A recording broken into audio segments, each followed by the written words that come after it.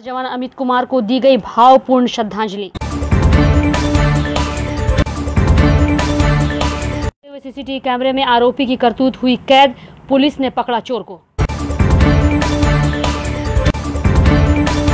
सोमवार को मनाई गई अनंत पूजा, मंदिरों में श्रद्धालुओं की रही कम भीड़। सेवा योजना कुंवर सिंह इकाई द्वारा मिथिलांचल में भारी मात्रा में राहत वितरण।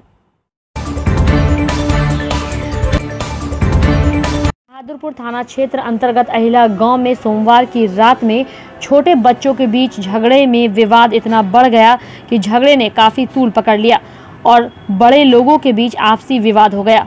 यह विवाद दोस्त समुदाय के बीच पैदा हो गया और इस झगड़े को लेकर पत्थरबाजी एवं तोड़फोड़ की स्थिति बन गई। वहीं इस घटना की सूचना दरभंगा जिला पुलिस प्रशासन को मिली और तुरंत ही पुलिस प्रशासन ने तत्परता दिखाते हुए घटना स्थल पर भारी संख्या में पुलिस सुरक्षा बल को भेजा। सुरक्षा बलों के जवानों ने मोर्चा संभाल लिया और समय रहते हुए दोनों समुदाय के बीच शांति व्यवस्था कायम करने के लिए लगातार मंगलवार को भी भारी संख्या में पुलिस सुरक्षा बलों की तैनाती बनी रही।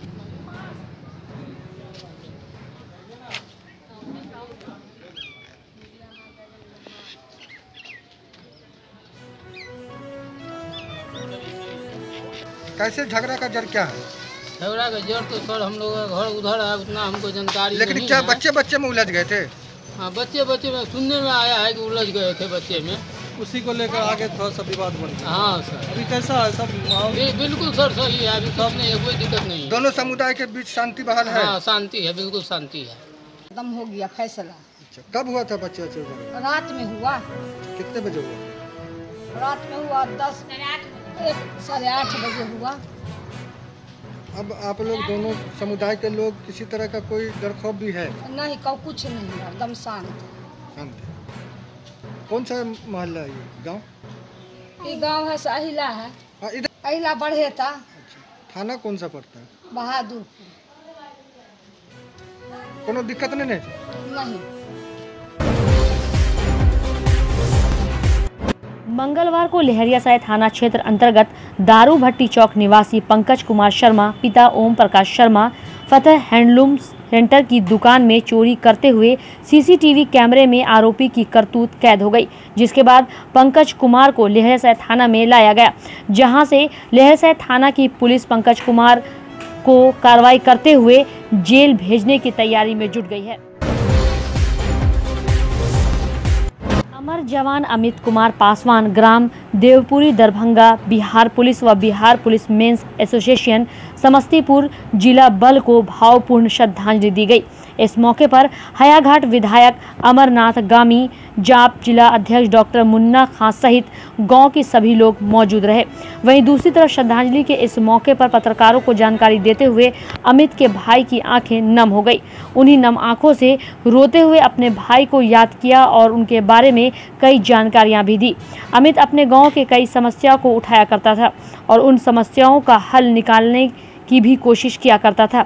आइए आपको सुनाते हैं कि श्रद्धांजलि देते हुए विधायक अमरनाथ गामी ने क्या कुछ कहा।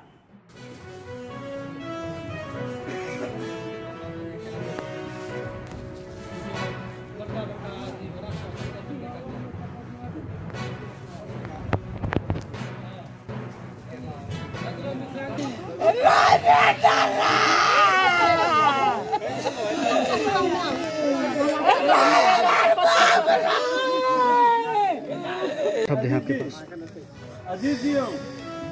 ये युवक का दुखद मृत्यु हुआ। नौजवान था, पूरा दुनिया में नहीं था, लेकिन जितना ही जिया था समाज के लिए जीवन दिया था। आप समझ सकते हैं, पहले नौकरी से पहले अनेकों सामाजिक कार्य में ये लड़का का योगदान रहा। हमसे तो लगातार ट्रांसफार्मर जल गया, रोड नहीं है, विभिन्न सामाजिक समस्या के लिए मिलता रहता था। संयोग से एक सप्ताह पहले मृत्यु, एक हफ्ता पहले भी मुझसे बात हुआ था। अब समझिए, नौकरी में जाने के बाद आयु बहुत कम था, कम समय में बहुत कुछ किया था। ये अगर रहता तो समझ लिया समाज के लिए बड़ा उपलब्धि। तो समाज एक साहसिक बेटा को खोल दिया। किन के लिए किया गया और कहाँ के रहने वाले, क्या कुछ नाम है इनका?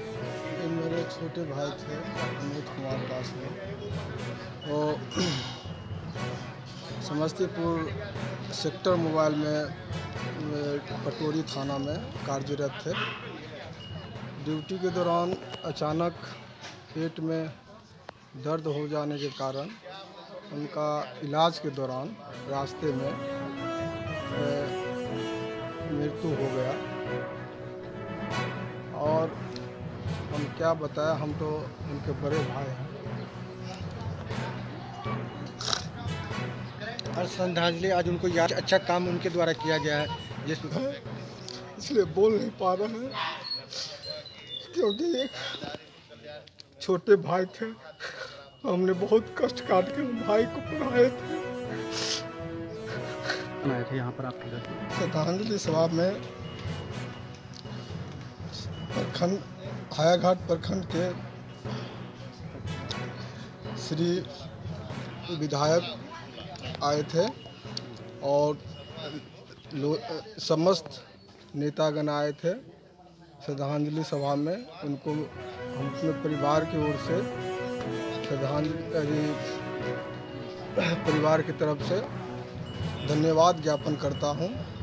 और मीडिया भाई भी आए हैं, उनको भी मैं धन्यवाद देना चाहता हूं।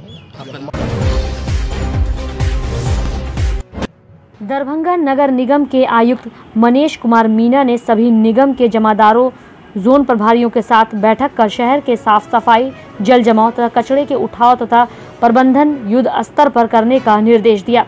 सभी जमादारों, जोन प्रभारियों से कामों में हो रही समस्याओं को सुना। कर्मियों ने मुख्य समस्या शहर के नालों पर अतिक्रमण तथा दुकानदारों द्वारा सड़कों पर हर हमेशा कचरा फेंकने सहित अन्य समस्याओं पर ध्यान दिलाया। आयुक्त ने पूरे सख्ती के साथ नालों पर अतिक्रमण को चिन्हित कर मुक्त कराना तथा लोगों द्वारा सड़कों पर कचरा नहीं फैलाने का माइकिंग कराया जाएगा। शहर के कचरा उठाव को लेकर निगम में उपलब्ध साधनों में 2 पालियों में कचरा उठाने का सख्त निर्देश दिया गया। नगर आयुक्त ने कोरोना काल में निगम कर्मियों के द्वारा किए गए कार्यों की सराहना करते हुए कहा कि कोरोना अभी खत्म नहीं हुआ है, इसलिए हमें पूरी सावधानी के साथ काम करना है। हमें अब कोरोना के साथ ही जीना है। बैठक में नगर प्रबंधक नागमणि सिंह, जोन प्रभारी श्याम दास, गौतम कुमार मुन्ना सहित सभी जमादार मौजूद थे।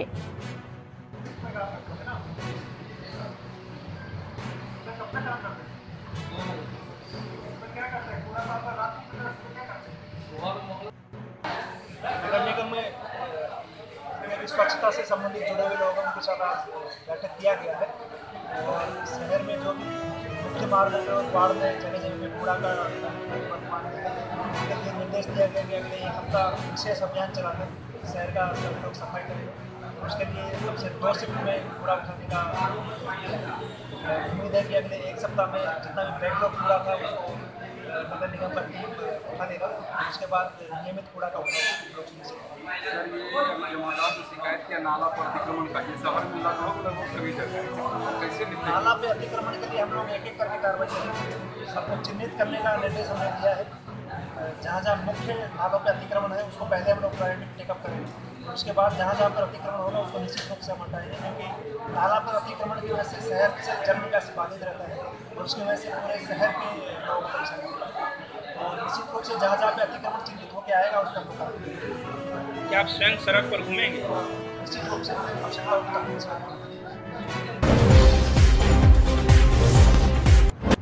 भाद्रपद चतुर्दशी शुक्ल पक्ष को भगवान विष्णु के अनंत अवतारों की पूजा होती है, इसलिए इसे अनंत पूजा कहा जाता है, जो इस बार 1 सितंबर को मनाया गया।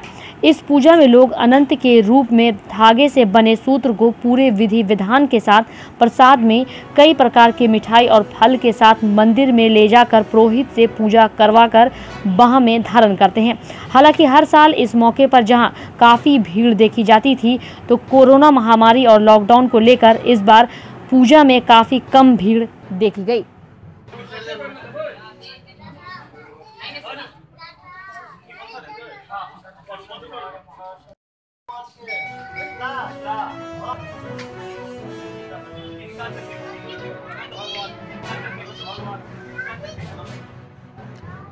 आज भाद्रपद चतुर्दशी शुक्ल पक्ष को प्रत्येक वर्ष अनंत भगवान की पूजा होती है।